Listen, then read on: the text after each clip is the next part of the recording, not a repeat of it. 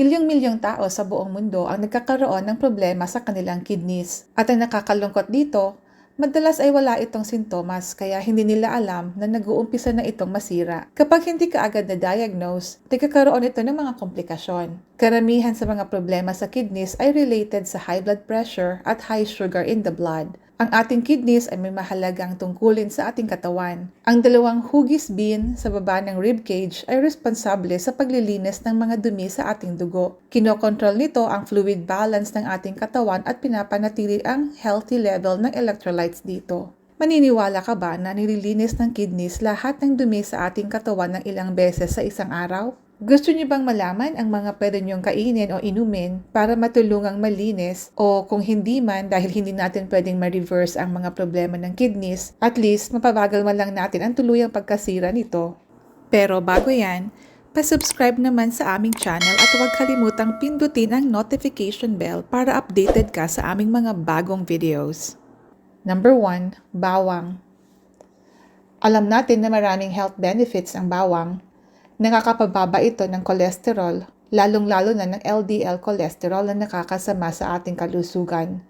Meron itong antioxidant properties na makakatulong sa paglinis ng kidneys dahil sa natural nitong diuretic properties sa pamamagitan ng mas madalas na pag-ihi. Ang allicin, isa sa pinaka-active compounds na nasa bawang, ay may antibacterial, anti-inflammatory at antifungal characteristics. Lahat ito ay nakakatulong sa paglinis ng ating kidneys. Number 2, turmeric. Isa rin ang turmeric sa mabisang pang-cleansing ng ating kidneys. Ang kidney failure ay dahil sa inflammation ng kidneys.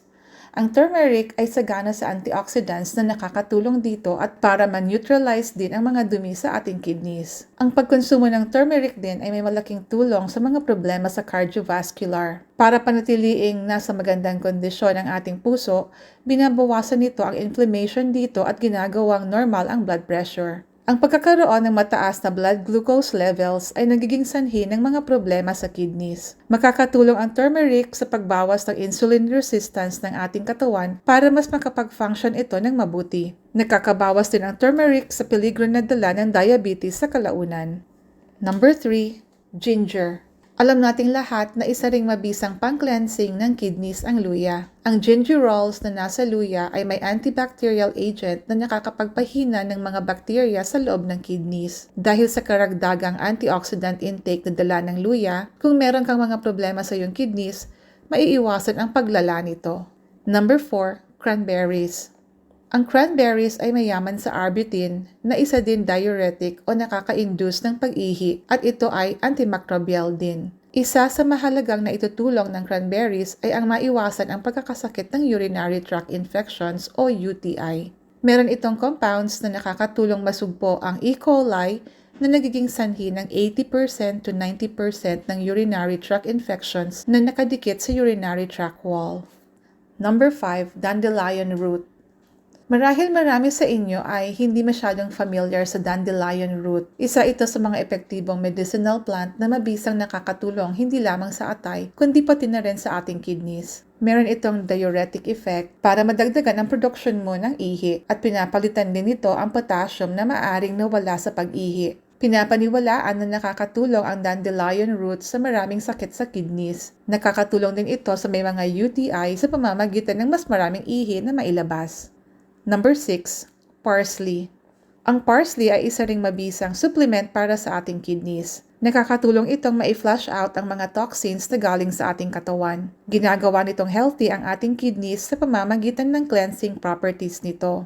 Nakakatulong din ang parsley sa pagpababa ng blood pressure na isa sa mga peligro ng pagkakaroon ng sakit sa kidneys. Kung gusto mong subukan mag-detox ng kidney gamit ang parsley, ibabad ang isang bugos ng parsley. Ibabad ito sa equal parts ng tubig at suka. Banlawan ito.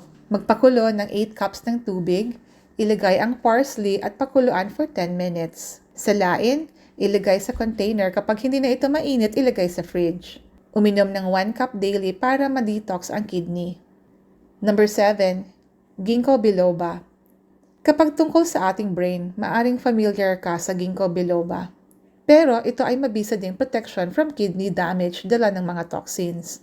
Ang antioxidant power na dala ng ginkgo biloba ay nakaka-stimulate ng mga enzymes na labanan ang mga duming kemikal sa ating kidneys, pati na inflammation dito. Nakakatulong din ito sa circulation ng dugo sa pamamagitan ng pagpapaluwag ng mga daanan ng dugo sa ating katawan. Ang kalusugan ng ating kidneys ay nasa ating kamay. Baguhin ang lifestyle, piliin ang mga pagkaing masustansya at umiwas sa pagkaing matatamis.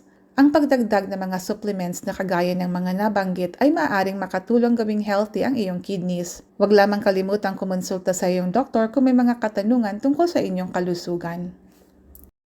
Thank you for watching. Please don't forget to like, leave a comment, and subscribe to our channel. Hanggang sa muli!